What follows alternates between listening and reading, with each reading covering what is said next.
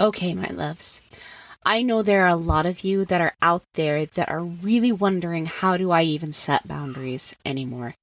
Maybe you didn't grow up with great boundaries. Maybe boundaries weren't really modeled well for you, or maybe you were told that you cannot have boundaries. Maybe you're tired of being gaslighted in your relationships, and you're tired of feeling crazy all the time and guilty for trying to make a difference in your life. If this is you, then I want you to come schedule a call with me. Let's chat about the Unashamed Image Program. The Unashamed Image Program is geared towards you specifically. I am going to be helping you in our next upcoming session of the Unashamed Image. I am personally going to train you how to not feel crazy when someone is gaslighting you, how to be able to stand your ground, to keep your boundaries intact, and to also see through the bull crap. I am also going to be teaching you how to set really confident boundaries that you can really rely on.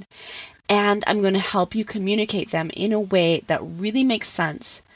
Basically, I'm going to help you live a life free of shame and on your terms. If you are ready and you are done feeling all the shame and guilt for trying to set boundaries, if you are not willing to live another moment the way you are right now and in somebody else's shadow, then this is the time to schedule that call with me. It's completely free, no pressure, just love, just support. Go to www.erinandersonthetraumacoach.com. Scroll down the page to where it says, Let's Chat About Working Together. Click on that button and it'll take you to my booking page. If you're ready to live the unashamed life, schedule that call. Let's get you in the Unashamed Image Program, my loves. From my heart to your heart. Bye. Welcome to the other side of the struggle. This is a podcast where we talk about trauma, how to heal it, and then how to take it and use it to unlock your mission and your potential, and to use it to live your very best dream life. When you're dealing with betrayal trauma, it can be hard to know how to heal it, how to stop the pain, and to know what your next steps are to take in your own life. And these are the questions that we try to answer here. Trauma has the ability to rob us of our joy and identity, which is why it's so miserable to experience. But with the right tools and with the right mindset, we can totally reclaim that joy and even use this trauma to strengthen ourselves, so that way trauma does not knock us off of our joy again. Living your dream life should be a non-negotiable, but trauma tends to try to negotiate that with you. And even though trauma is not something that we will completely ever be free of in our life, the pain is negotiable. This is why I created Erin Anderson Betrayal Trauma Coaching and this podcast, is because I want my listeners, I want my clients to live, truly live free from the prison that trauma can put you in. I want you to live on the other side of the struggle.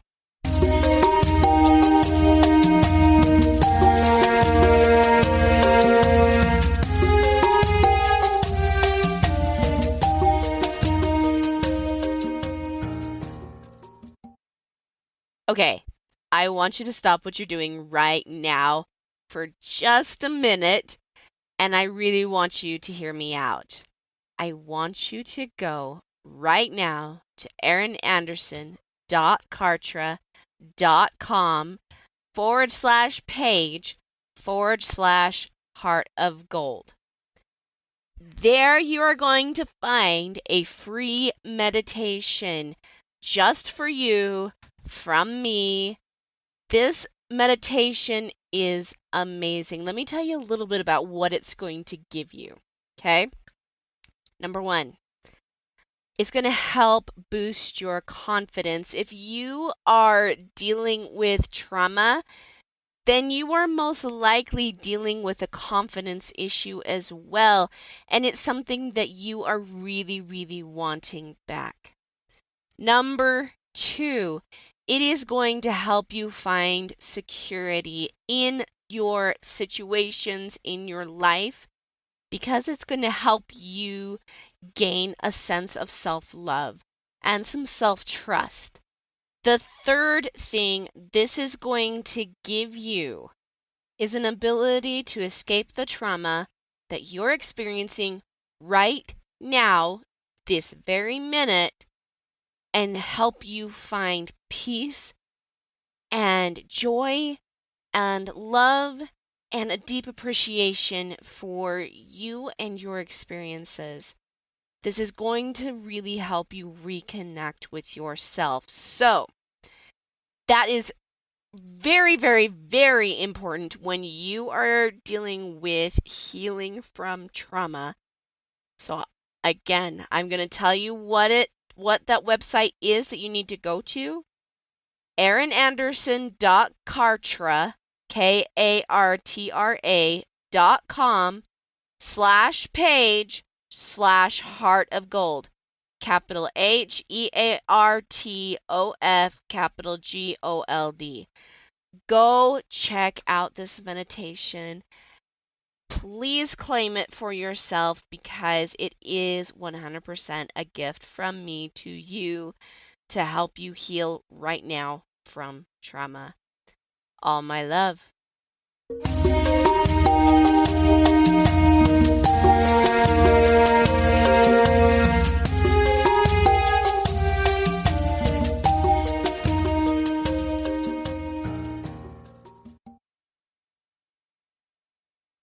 Hey everyone, welcome back to another episode of The Other Side of the Struggle.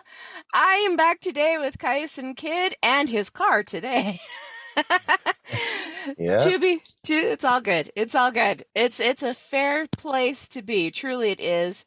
Because, we're recording this early in the morning and we didn't want to wake up our families, so, I get that. So, and think about all the great conversations you have on road trips, right? We're trying to bring road trip conversation. So, we've got Kyson back with us today, sitting in his car, trying to make sure the Wi-Fi works. But hey, these are the things you do when you're trying to make sure we get a good podcast, right? Yep, happy to be here in car mode. In car mode. And like you were saying, think about your road trips and the awesome conversations you got there. So that's totally the vibe we're going to go for today. Love it. So this week, my listeners, we are talking about the power of your hands and the ability to create the things that you actually want in your life, to create peace, to create healing, to create joy, and all of these things that you're looking for when it comes to healing from betrayal trauma. And I know that sounds kind of funny, but, if you think about our main creation tools that literally have no holds barred on them. We've talked about our mind and how we can literally create anything in our mind, absolutely anything in the mind. Kyson, if I asked you to envision a one-eyed, one-horned, flying purple people eater right now, could you do it? Heck yeah, totally. Right?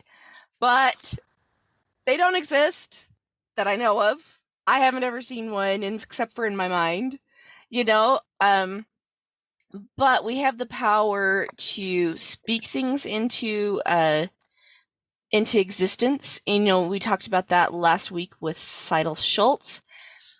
But the crazy thing is our hands actually have the ability to mold things, to draw things, to create things. So anything that we see in our minds, we can literally manifest also with our voices in our hands. And so today I wanted to talk to you guys with Kyson about the power of creating things with our hands and how that actually can transition into healing. And, I've been thinking a lot about this lately, like, some of the ways that I've seen healing happen with hands is you think about massage therapists, and the healing that they create with their hands. You think about, chiropractors and the healing that they create with their hands, doctors. I should say that there's a lot of people that create amazing, amazing things with their hands, but the hands that really, really come to mind right now, and this is like getting to be very, very, gospel and very spiritual, but the hands of Christ. The first things they nailed to the cross, the first things they did was pierce his hands, and so it's to me a very significant, very beautiful thing, the things that we can do with our hands, and it's a very significant thing to see that correlation, I think, as to what Christ went through and to where the first nail went. Does that make sense? Mm. Yeah, that's awesome. I think the hands are really cool. Like if you think about symbolically what different parts of your body represent, it's like your arms in general represent like connection, right? So you reach out and touch, and there's even like the creation of relationships and connection and handshakes. And if you want to count hugs as involving hands, that's probably accurate too. Yeah. But I love the idea of creating. The first thing I think of when you bring this subject up is in maybe 6th grade or something, when I was a little kid, in our art class, we started drawing hands, learning to draw hands. And my art skills were like, okay, but I practiced a decent amount back then. And when we started doing hands, I was like, oh, I'm doing so good. Like these hands look awesome. I was so excited about it. And you'd hold your hand in a position and then draw it. So I was drawing my own hands. But what's so funny is I would get people's opinion on it and like, yeah, what do you think? And then they'd be like, yeah, it looks really like super good, even like kind of realistic, but the fingers look like a little like chubby or like a little wide. And I'd be like, dang, I'm trying to make it so accurate. I'll try again. I'd draw another hand or change it. They're like, yeah, it still looks like really chubby. Or like the hands just look a little like thick or whatever. And then I realized that it wasn't because I was inaccurate. It's because I was drawing my own hands. And once I realized that, I was like kind of embarrassed, and I actually chose to stop drawing at that point. So you've got kind of this interesting, like parallel or contrast. So like, oh, I'm creating with my hands and having a good time, and I like criticism. I chose to let that keep me from creating in that area again, and so maybe I will draw some hands sometime soon. But that's just like a story that I've thought of for a long time. Like, oh, no more hands because I can't take the criticism. So there's this cool question of, in what you create, how do you let other people's thoughts impact you or change what you decide to create? Yeah. So that probably ties into some cool things. Anyway. No, I think it totally does. Like, because if you think about it, like, trauma is all like legitimately like the stopping of creation. And the reason why trauma is also considered like the fight, flight, or freeze response, right? Whenever we're in trauma, our brain literally shuts down all of those other pieces to us. It shuts down all these other pieces in our mind, including creation. And I think that's actually one of the biggest pieces, because we as humans want to be creative, and one of the reasons why trauma is so rough is because it keeps us in fight, flight, or freeze, in one of those 3 areas. And if we're in one of those 3 areas, we're definitely not in a state of creation. And I feel like that's part of the reason why it's so rough to be in trauma, is because we're not actually getting into creator. And like what you were saying, we take criticism and we take trauma and we take the things that life comes up, and like I'm not going to go into detail. Kyson knows, but this week has been like really traumatic for me. It's been a bad week, as you know, and in really big ways. But the cool thing is I feel like even though, my brain definitely is having moments of fight, flight, or freeze, I don't feel like it's stuck there because of the things that I've learned about going through trauma and the research I've gone through trauma, and it feels like I actually have tools. And so, like, thinking about how you had to pause, and how you felt like you shouldn't ever draw again, and definitely do. I'm going to hold you to that. Um, it's interesting to see, just kind of how the brain reacts to things, and how it can stop our creation process, not just only in our minds, but if you heard your voice there too, like you were saying, oh, well, I'm really ashamed of this drawing. I'm really ashamed of these hands. I'm really ashamed of what I'm creating. So I can't create this anymore. And so all of a sudden the hands stop. You know what I mean?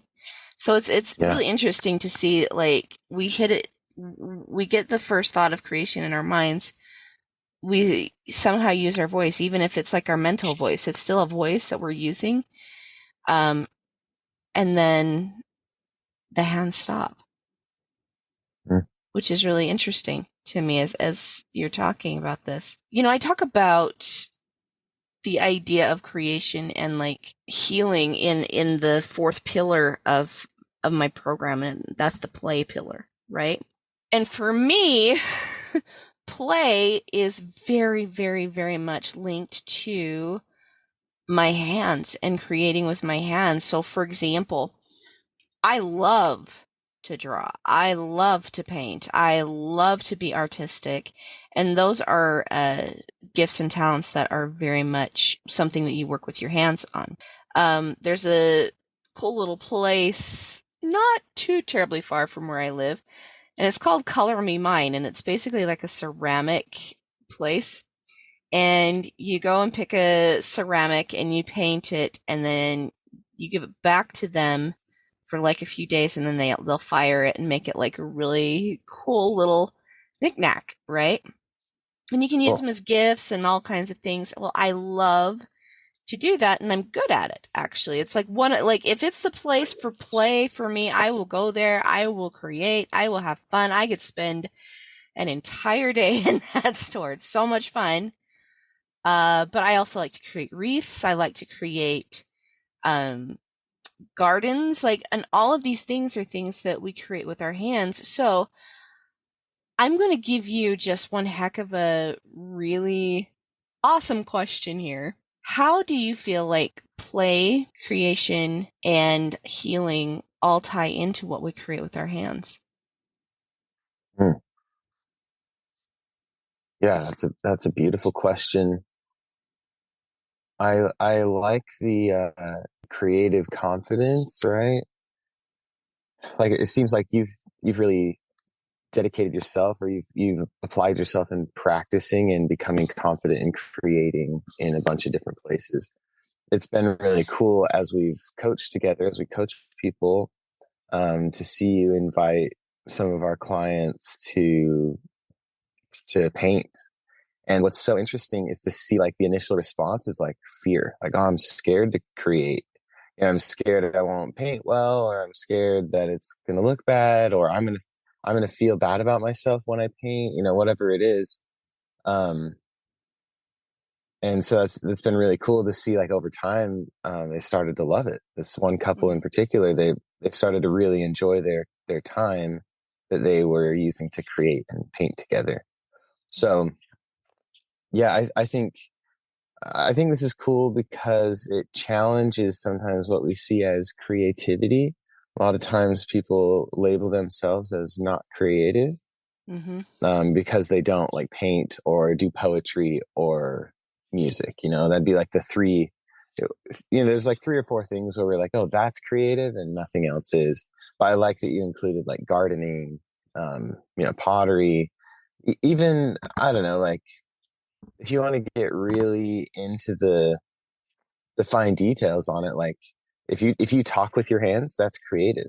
It is. And some people talk with their hands in ways that are really expressive, and other people don't. And not that that's good or bad, but just I think it's a cool invitation for people to check in with like, where are you creative? If you lean towards telling yourself I'm not creative, this is an opportunity to like get creative about the way you think about yourself, right? To get creative about finding what you are creating. You definitely are capable of creating, and it's okay if you feel scared about creation. That's a good sign that you may have some trauma unresolved. And then as you step in and start creating, I think it naturally brings healing. And maybe that's one of the questions maybe I'd love to hear your thoughts on this. Like, why does it bring healing when we start to create? Like, how is that just because, or yeah, like what's the magic there? That's actually a really good question. Um, so here's an interesting thought, okay? I went to school to be a teacher, right? And I'm noticing a correlation here when I'm working with children, because I also help kids, heal math trauma. Eventually, I'm actually going to branch off my trauma healing business into more of that, and probably even start another podcast. But that's like way in the future. That's maybe like a year, maybe even two in the future for me right now. But one of the things I have noticed, okay, I'm seeing a lot more trauma coming from kids, in math since transitioning over to learning solely on electronics. So, for example, like my children, they each have an iPad that they get from their school. Okay, they have to do their homework on the iPad. They do their math assignments on the iPad, and it's just typing.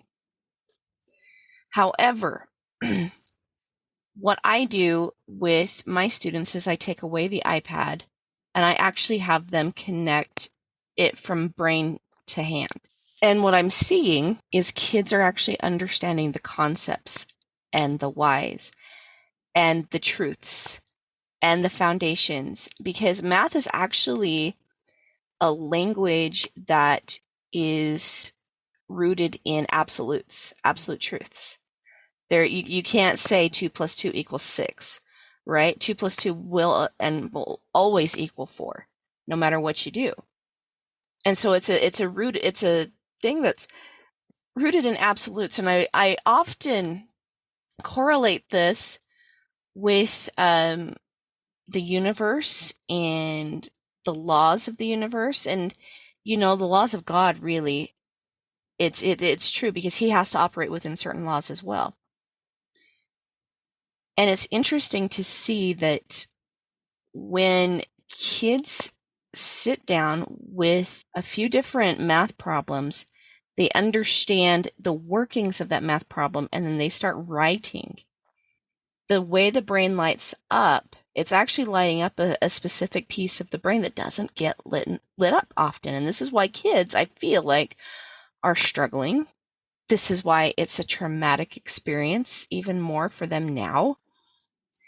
Because they're not actually drawing. They're not actually using the power of their hands to put the pieces together. It's a puzzle piece that is absolutely necessary. Wow. So I love that. So saying that and seeing how, writing things down makes such a difference to kids.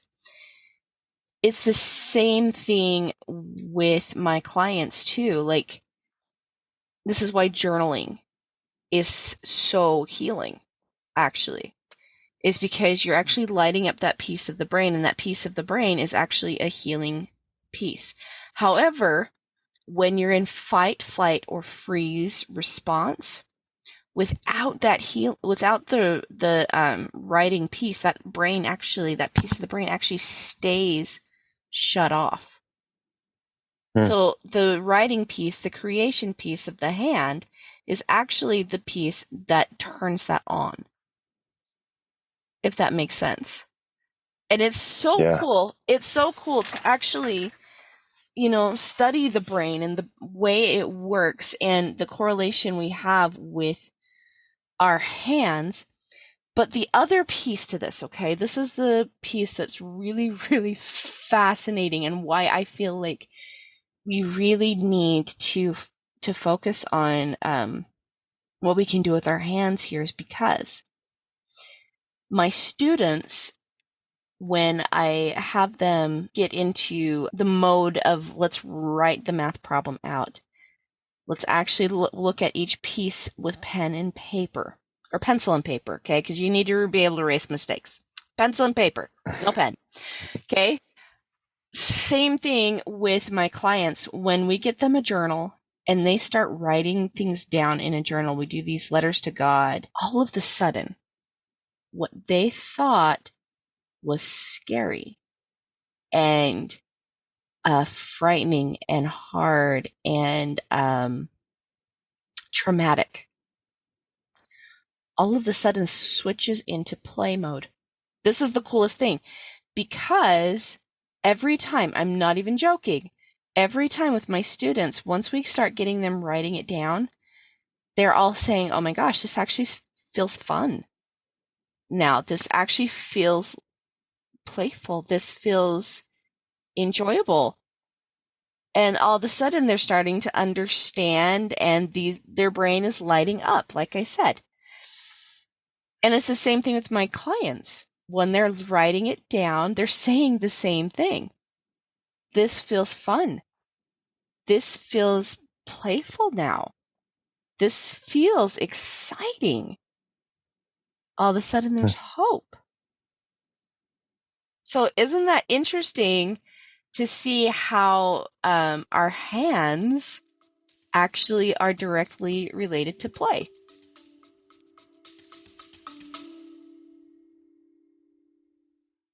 So how do you feel about boundaries? It's a legitimate question. A lot of people come to me really struggling with this concept. They often feel guilty for setting boundaries, or they're not sure about even what a boundary is. They've heard the term, set the boundary, things like that, but that's really confusing for them because it's not something that's well taught in our society nowadays, right? They know that boundaries are really important to having healthy, constructive, supportive, and wonderful relationships, but why? And oftentimes they also know that they feel like their boundaries are being violated, but they can't quite pinpoint what the boundary is that's being violated. That's why I've created the Clarifying and Creating Your Boundaries free PDF. You can find out what your boundaries are, how to tune in to what the boundary needs to be, and how to effectively create and communicate your boundary, so that way you stay in this place that respects you, respects the other person, but also gives you the confidence in your boundaries, so that way you stop being gaslighted, disrespected, and unseen. Having your boundaries really clear gives you a voice, and also helps the other person stay in accountability with themselves, so that's not a role that you have to take on anymore. So if you are ready to really have clear boundaries, to really understand what your role is in the boundary, and to give yourself some safety and some protection against people that might try to gaslight you or are just being disrespectful, go grab my Creating and Clarifying Your Boundary PDF at erinandersonthetraumacoach.com. And while you're there, let's schedule a call with me. Come have a chat with me so that way I can really, really help you master this particular skill, creating boundaries, clarifying the boundary, communicating that boundary, And so that way I can also help you have relationships that show up to support you, cherish you, and love you.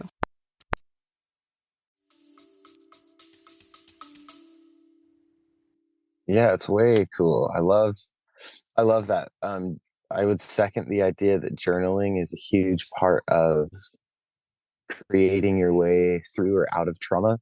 Um, Mm-hmm. I'm thinking back to some of the first times when I was like, or like it became clear, like, okay, I've always done some journaling just to like keep my thoughts going, especially like gospel notes, right? Like I'm going to take notes at church to think it out. But I did make a shift at one point where I was like, I've got so much going on, like underneath my pornography struggles. And I'm so grateful someone invited me to start thinking that way. Like, what's underneath it? What's down there? And so I started just like writing things out. And I remember how scary it was at first, struggling with like the issue, with that. But I was really able to start opening up. Like new questions would come to mind, and I'd write them down, and new answers would come to mind. And it totally became a fun process. Like I loved getting to know myself and to realize what was in there, and just opening up that part of the brain and my spirit. Yeah. Yeah, absolutely. Absolutely. And opening up the part of the brain and that spirit, it happens, like I said, like you said, when you start to write things down.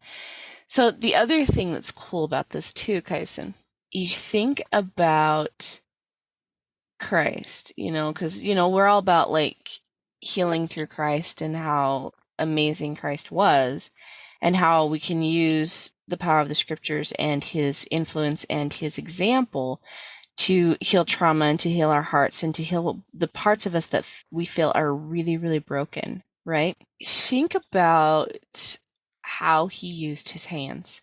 If you think about the days of creation, you know, he used his voice to create things. But I also believe that as the world was being created, that God and Christ, because he was the one that actually came down to the earth, right, and did the work, was using his hands to touch the earth to bring forth water. When Moses parted the Red Sea, yes, it was the staff, but he was holding the staff. It's still connected to the hands, you know? Yeah. When we garden, we're putting our hands in the soil, patting things down, putting this little plant in there and filling it up with some love and literally creating something in the earth. We're creators too. Mm-hmm. I look at the way that he spoke healing to people. But oftentimes he reached down and lifted them up with his hands. I think about like healing the blind man. He put his hands on the man's eyes, put his hands on their head. Yeah. You think about the woman that had the issue of blood, right? She reached out with her hands. And we don't think about these things because I think sometimes, our hands are there. We don't think about all the things that we can do with them, but in truth, our hands are really a big piece of creation. The hands are connected to play. Playing basketball, football, uh, baseball, painting. There's even some handwork when you're dancing. I mean, everything that I can think of that relates to play has something to do with your hands. And this is why it's such a big piece in healing trauma too, is because, like we said earlier, it shuts down that play response. You know what I mean? Yeah. Wow. Yeah. I love it. I mean, even from the time where a tiny kid, that's one of the ways people connect most often. Hey, like, give me a high five or like fist bump. Um, like your hands are such an innate part of your connection and creativity. I'm just thinking of one time when I met a friend who was in a wheelchair and paralyzed from the neck down, and just my reaction was like handshake, and I was like, oh, I guess you can't handshake. Like I'm just so used to connecting to people that way, and like he did a fist bump. He was able to like move his arm, but it was an interesting moment of like, whoa, how much do I depend on my hands to connect? It's pretty interesting. And based off this idea of creativity connecting to trauma, yeah, if anyone's listening with their husband or has a husband who struggles with pornography, um, one of the coolest breakthroughs I had with a client was realizing that when temptation, we kind of realized this together, when temptation comes up for him, we started asking this question: what is it that you desire to create that you feel afraid to create? And so that turned into this recipe of like, oh, temptation just means there's something I wish I could create, but I'm afraid of my potential to create it, or I'm afraid I might mess up. And he did like a lot of creative work with cameras, right? So video, photography, that kind of stuff. And so another hands thing. And so what he would do is use that to his advantage and just say, okay, well, I'm going to jump in and just start creating something and get that momentum moving forward. So creativity connects so much to even specifically the trauma surrounding pornography. A lot of times there is this, like, it's an interesting perspective on fear of creativity as well, because a lot of times we just stop at like, oh, I'm afraid to create that, but there's this deeper layer that's like, you might also know deep in your soul that you have the potential to create amazing things. Mm-hmm. And I believe that that's something that every child of God, every human being is capable of creating really powerful things, and that we are probably all, we may all feel called and inspired to create specific things. To like, imagine if everyone in the human family was at the top of their creative game. Um, and I know we're talking specific to hands right now, but like just generally, if we were all at the top of our creative potential, and what things we would all create together. It's just such a beautiful connecting thing to envision. And Yeah. if you're struggling to create, um, maybe look for what's the smallest thing you'd feel excited to create, even if it's writing in your journal, a little doodle in your journal, um, a handshake, doing a thumb war with a little kid. We love like that little fun experience of like teaching a kid how to do thumb war and how funny it is. Um, there's just a lot of cool ways to create, and practice. I guess practice makes, not perfect, but practice is part of the process of loving to create. It is. It totally is. And it's also, I think, a part of life in general, like even healing, healing from trauma, healing from pornography, healing from all these things that we really like just kind of want to move out of our lives. Like I don't want to say like we want them to be poof. We actually do want to be grateful because gratitude is one of the things that helps us heal, right? Like one of the things I was thinking here is, when we're wanting to move trauma, when we're wanting to create, when we're wanting to get back our lives, because I hear that one a lot. Like, I just want my life back. I love what you're saying here about like how the journaling and getting back into those creative modes, just that little teeny piece, like the little doodling, the little tiny things. It's it is the thing that starts us getting back into the gratitude, getting back into the creation, getting like a gratitude journal, just like writing 3 things every single day that you're grateful for. That's another creative piece, and that's another piece of healing, actually, that comes from our hands. So like I love what you're saying here. The piece that I want to maybe finish on here is I love connecting us back into Christ and back into the things he did. And here I am talking with my hands. For those of you that can't see me, they're listening to the auditory of this. It's like my hands are always moving. Um, so I'm thinking like all these things. My brain is going so fast right now with all these possibilities. I believe that, I look at the things that he has done with his hands and the things that we are also capable of doing with our hands. And we've talked about like some of the things that are the most helpful, the most healing, journaling, painting, getting out and playing some basketball. I knew someone who thought he wasn't creative. This is something else that I wanted to mention. Like I knew somebody that thought he wasn't creative, and but yet he could take a stick and whittle it really, really amazing, and then like carve all these really amazing, intricate creations in it. And it's like he didn't think he was creative, which I think is hilarious, I really think that's hilarious. And so I feel like looking at Christ and seeing like how he used his hands, how he created, how creative he truly was. It's a whole other level of intelligence. I've always been told that being creative is like a higher form of intelligence.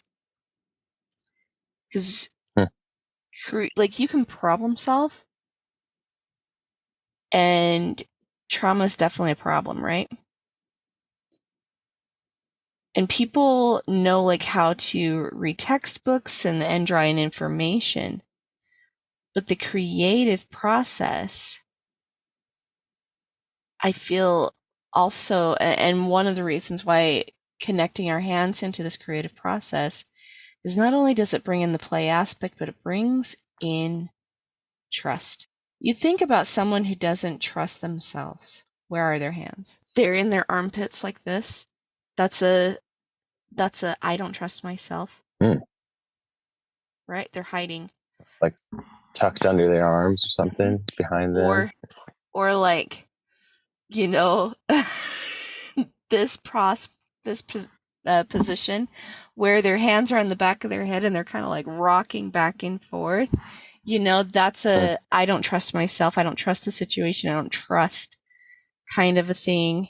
Or like washing, people wring their hands often. That's a worry thing. However, when we relax our hands and we use them to love, putting things down in a journal, that's actually a love process. Putting things like painting is actually a love process. Playing basketball, getting into sports, that's actually a love process. But I also think about like, when my children come to me and they're sad, the first thing I do is I reach out with my hands and I caress their cheeks. That's a love process, and my hands are feeling relaxed in all of these situations. And so, another thought that's coming to me here. You think about what we do with criminals. What's the first place we arrest? The hands. And I think the reason why we arrest the hands first is because, again, it stops this creation process. It stops their ability to do. Our hands are really seriously like the forefront. They are on the front line of our ability to do, to create, to bless, and to start becoming ourselves again. And so I'm curious, like, what are some of the things you like to do with your hands, Kyson? Like, what are some of the loving things that you personally create with your hands? Yeah, hands have been a huge part of it. For me, my primary space of creation when I'm thinking like, okay, I'm ready to process some stuff, has been either journaling or music. I've been writing music since I was like 10 or so, and I just love to let it flow. I let it flow out into the music, let the music represent how I'm feeling. I used to write songs about all the hard stuff I was going through, and there's even a few songs. I release my stuff on Spotify if anyone's in the mood to listen to some good healing music. It's just under Kyson Kidd. But I've even written a couple songs about, the struggle of pornography and how it feels to be stuck in it. And then what's cool is my latest music in the last couple of years has really shifted to like healing, positive music versus like, oh, I feel so stuck and, everything's so dark. And it's, you brought up Jesus Christ, and I'm connecting this thought of sometimes we may feel like we have created bad things with our hands. We've done things that aren't good with our hands, and we can feel ashamed of what we have used our hands for. In the case of pornography, it's like you use your hands to click around on your phone. So we may feel like we've done bad things with our hands. In the case of pornography, right? Like you use your hands to click around and search the internet. So you may feel like you have done things with your hands that are bad or sinful, or that you feel ashamed about. Like in the case of pornography, right? Like you use your hands to click around on the internet to search those dark desires or dark whatever, those lustful things. And if you feel, I'd say most people can feel some of this. Like if you feel some shame about what you've created or what you've done with your hands, it's a great opportunity to reconnect with Christ. And that like you said, the beautiful symbolism of what he's written in his hands, what he's done with his hands, and to say like, can you help me get back to a free creating place? Can you help me let go of the shame of the things I've created? Can you help me, resolve some of that? And I think that's a beautiful way to look at the whole journey. What did I create? What did I used to create? And what would I love to create now? Yeah. I love that. I love that. And, I think about one of my favorite things to do when I walk up to a Krista statue is put my hand up on that nail print, and I feel like someday, when he does come back, that's the first thing I'm going to caress is that nail print and thank him. And it's right there in his hands. It's in the hands that he literally made himself the savior, in his hands and in his feet. Both the ability, both of these pieces of our body that give us the ability to do, to move, to create, to be, and I don't feel like it was a small thing, because he could have kept the nail print in his wrist. He could have kept the sword piercing in his side, or the scars around his forehead, but he didn't. He kept the nail prints in his hands and in his feet. And that's significant. And it's significant to us for what we can actually do. So, with that, my loves, I hope you guys decide to get out and do something with your hands. Kyson, do you have any challenges to give our listeners for them to do something with their hands this week? I was hoping you were going to give him the challenge. I think my challenge really is to look at what you've created in the past and to kind of connect with Christ on that, to get back to a place of balance and saying it's okay that I've created things I didn't love. What do I desire to create now moving forward? And just start with that desire piece. What do you desire to create with your hands? Yeah. Yeah. Because that's actually a small step forward into that healing process, right? My challenge for my listeners is I want you guys to hold your hands out and just pay attention to what you feel there without anything in them. And pretty soon you're going to start noticing like a buzzing feeling at your fingertips, at the palms. If you pay attention for just a second, you're going to notice this buzzing in your hands. And this buzzing is the power that's there. It is that power of your energy and the power of the creation. And I'm not joking, it truly is. That is exactly what it is. Okay? And you're not going to feel that so much like in your shoulders or in your neck or in your back or in your stomach, even though those are all, energy connection points. But in your hands, there's a buzzing. And it's asking you, what are you wanting to do today? So my challenge to you is ask yourself, what good thing do you want to create today? What small good thing do you want to create today with your hands? Whether it's, planting a flower, whether it's journaling, whether it's drawing, painting, maybe you are a computer artist. There's nothing wrong with getting on and creating things on the computer. Kyson and I do it every day. Whether you want to create music, whether you want to create something, trust your hands right now to get out and create and feel what's out there. So with that, my loves, I want to thank you guys for listening in to this week's podcast with Kyson. Thank you so much for being here again, Kyson, with us. As you guys know, Kyson is one of my favorite people to bring onto the podcast, so he'll be back soon. Next week, we're talking about the power of the energy. Now, those of you that don't necessarily believe in energy healing, that's okay, because energy is literally your highest state of being. And it's just ways to create the highest form of being, to be able to really sit in a place of love at all times.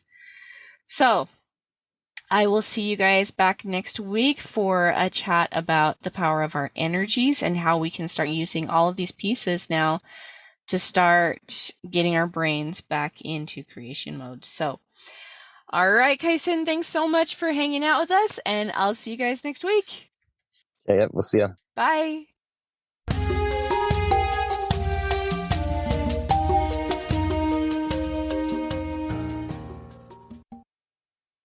Okay, so I've got a question for you. Have you joined my free Facebook group or Instagram page yet? If you haven't, go and do that. And this is the reason why. I always post my freebies, updated information, and all kinds of goodies for my community in that page. I'm also really active. I post videos. I answer questions. So if you guys really, really want to get in and interact with me, go like me on Facebook, go join my group, The Other Side of the Struggle, Healing from Betrayal Trauma. Come find me on Instagram, Erin Anderson, Betrayal Trauma Coach, and come follow me, because I always have something good there just for you, my audience, and I love connecting with you there. I also post anytime that I have groups going on. I talk sometimes about my programs. So if you guys are interested in working with me, or even just following me and getting as much free content as you possibly can, go hang out in my group. Go connect with the ladies that are there. Also come and join Immune and Unashamed for those married couples that are following me, because in that group, me and my business partner, Kyson Kidd, are also talking and offering some great content in there. So go join up. I hope to see you on the other side of the struggle.